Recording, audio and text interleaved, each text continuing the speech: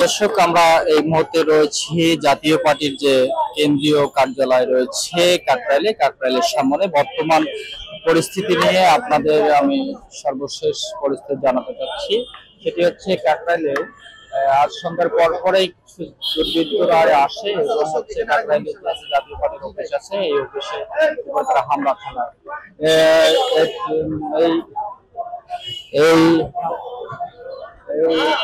হামলা চালার পরেই আমরা দেখতেছি পুলিশের সঙ্গে দুর্বৃত্তদের একটি ধাওয়া পাল্টা দেয় এবং লাঠিচার্জের এক পর্যায়ে দুর্বৃত্তরা এখান থেকে পালিয়ে যায়।